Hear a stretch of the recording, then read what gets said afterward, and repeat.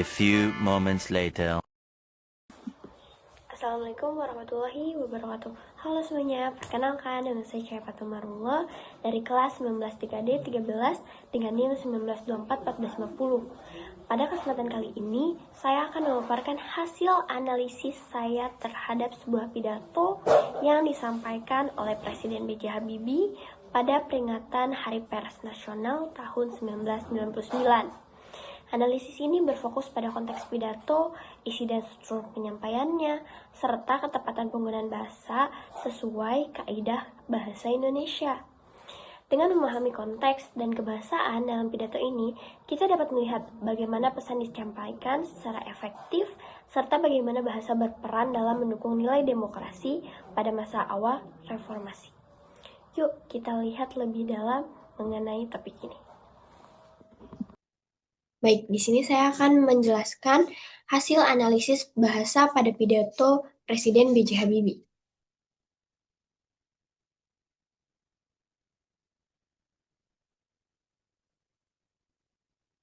Kita akan mulai dengan konteks dan sumber pidato.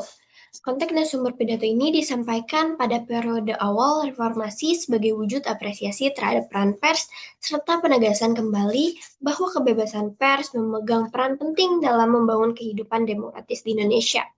Tokoh yang berpidato yaitu Presiden B.J. Habibie yang dimana merupakan Presiden Republik Indonesia yang ketiga. Lalu pada acara peringatan Hari Pers Nasional yang diadakan pada tanggal 9 Februari 1999 dengan lokasi di Solo, Jawa Tengah. Lalu kondisi politik saat itu transisi menuju era reformasi, kebebasan pers mulai diperluas kembali. A few moments later. Slide selanjutnya, struktur pidato.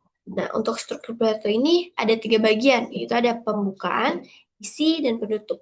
Pembukaan yaitu pada awal pidatonya Habibie atau Presiden B.J. Habibie terlebih dahulu memberikan sapaan kepada seluruh peserta yang hadir, lalu menyampaikan apresiasinya terhadap peran insan pers bertepatan dengan peringatan Hari Pers Nasional. Lalu di isinya, ia menyoroti bahwa kebebasan pers merupakan salah satu fondasi utama demokrasi. Presiden B.J. Habibie menekankan pentingnya penyampaian informasi faktual serta bebas dari tekanan pihak manapun. Ia juga mengingatkan bahwa kebebasan tersebut perlu dijalankan secara bertanggung jawab dan tetap mengikuti prinsip-prinsip etik jurnalistik. Lalu di penutupnya, Presiden B.J. Habibie menghimbau pers agar terus menjalankan fungsi kontrol sosial yang mendorong keterbukaan dan kemajuan negara. Ia juga menyampaikan harapan agar kebebasan pers selalu dijaga, disertai dengan tanggung jawab dalam pelaksanaannya.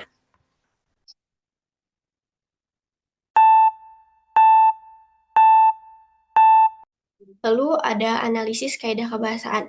Agar pembahasan menjadi lebih terstruktur, saya akan memaparkan ke dalam beberapa poin. Yang pertama, ada ungkapan tidak baku. Misalnya di dalam video terdapat kata atau kalimat di zaman kolonial. Tapi sebaiknya menggunakan kalimat pada zaman kolonial. Karena penggunaan kata yang tepat untuk waktu adalah pada, bukan di. Di biasanya digunakan untuk tempat.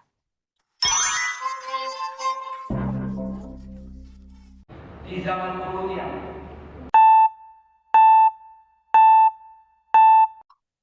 Di kedua, kita memiliki diksi tidak baku, yang mana kalimat sebelumnya itu memperbaharui suasana kehidupan nasional.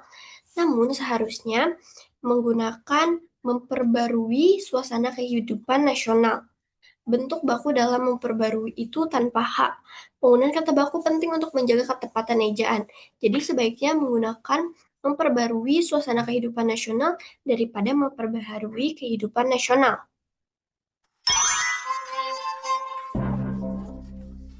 Untuk memperbaharui suasana kehidupan pers nasional.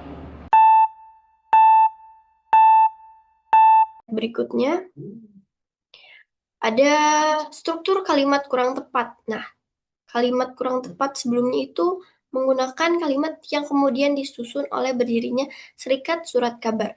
Namun lebih baik jika menggunakan yang terbentuk setelah berdirinya surat kabar. Nah, struktur kalimat sebelumnya tidak jelas hubungan sebab akibatnya. Perbaikan membuat hubungan kronologis lebih efektif dan mudah dipahami. Lanjut.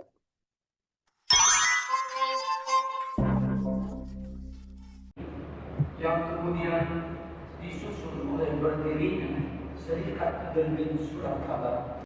A few moments later. Kita punya istilah yang perlu dibakukan. Istilahnya seperti reformasi. Nah, reformasi ini seperti masa perubahan sistem politik setelah 1998. Lalu ada kemerdekaan pers, yang mana kemerdekaan pers itu maknanya kebebasan media dalam menyampaikan informasi tanpa sensor. Lalu juga ada organisasi profesi, yang mana maknanya wadah resmi bagi wartawan untuk menjaga standar dan etika jurnalistik. Lalu lanjut ke analisis kaidah kebahasaan, yaitu ada 5, ada evaluasi. Ada evaluasi ungkapan sapaan dan ajakan dalam tuturan pidato. Nah, kalimatnya itu seperti saya mengajak kepada insan pers. Namun sebaiknya menggunakan kalimat saya mengajak insan pers. Karena kata kepada bisa dihilangkan untuk efektivitas kalimat. Jadi lebih efektif ketika tidak menggunakan kepada.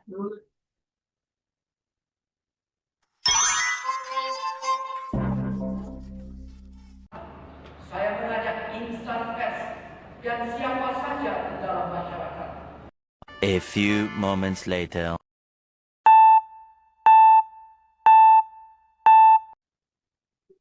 Lalu kesimpulan dari analisis pidato ini, yaitu hasil analisis menunjukkan bahwa pidato ini masih terdapat beberapa kekurangan kebahasaan, terutama pada ejaan, pemilihan kata, dan struktur kalimat dengan perbaikan yang dilakukan seperti penggunaan kata baku, penyesuaian diksi sesuai konteks, dan penyusunan ulang kalimat.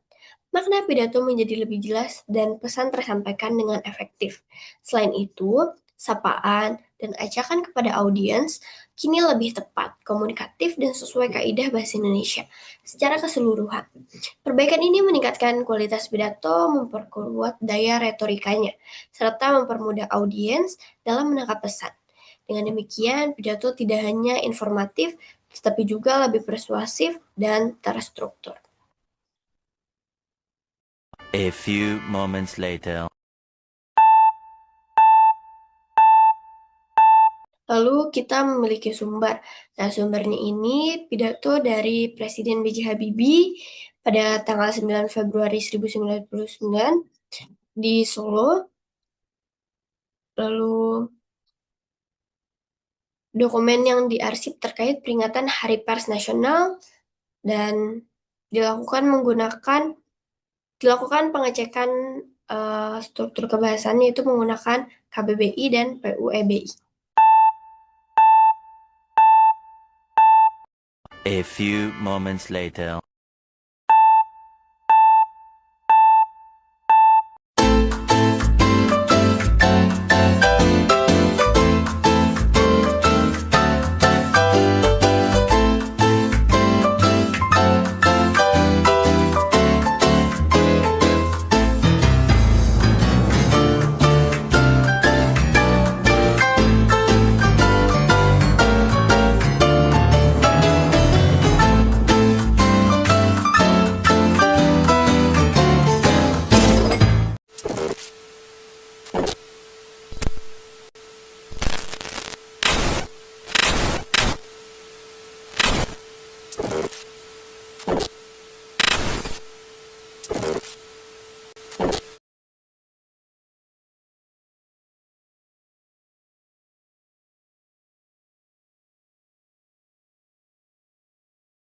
A few moments later.